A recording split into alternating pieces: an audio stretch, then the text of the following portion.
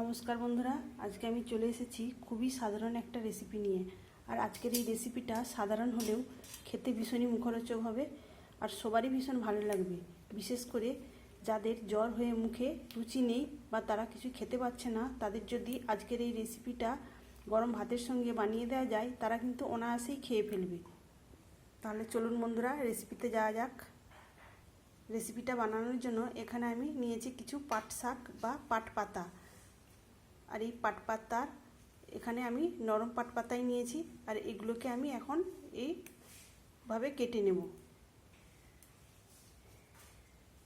পাট পাতাগুলো এইভাবে কেটে নেওয়ার পর আমি এই পাট পাতাগুলোকে পরিষ্কার করে ধুয়ে ছোট ছোট করে কেটে নেব।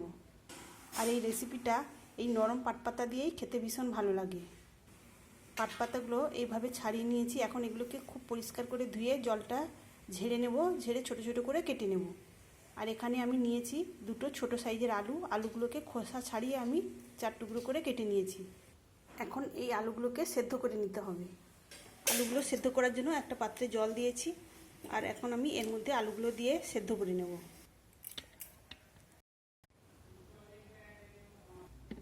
এখন এই পাট শাকগুলোকে ভেজে নেব। পাট শাকগুলো ভেজে নেওয়ার জন্য কড়ার মধ্যে দিয়ে দিলাম সরিষার তেল আর দিয়ে দিলাম কালো জিরা। কালো জিরাটা তেলের মধ্যে দিয়ে ভেজে নেব। এর একটা সুন্দর গন্ধ বের হলে আমি এর মধ্যে দিয়ে দেবো কেটে রাখা পাট শাক।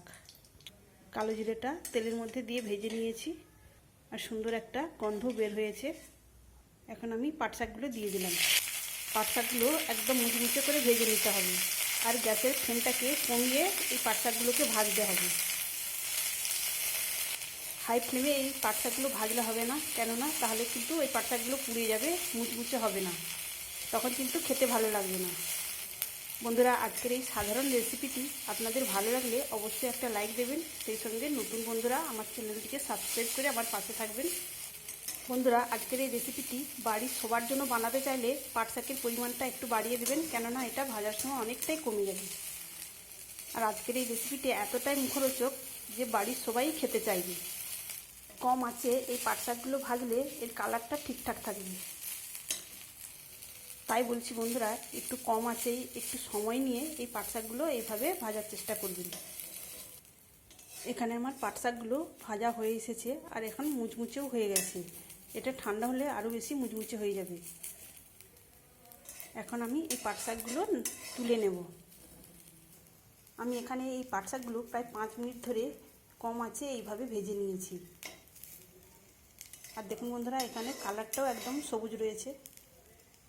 এদিকে আমি আলুগুলোও সেদ্ধ করে নিয়েছি। আমি এই কড়ার মধ্যেই আলুটাকে মেখে নেব। এই পাট শাকগুলো একটু ঠান্ডা হলে আমি এর মধ্যেই আলুটাকে মাখবো।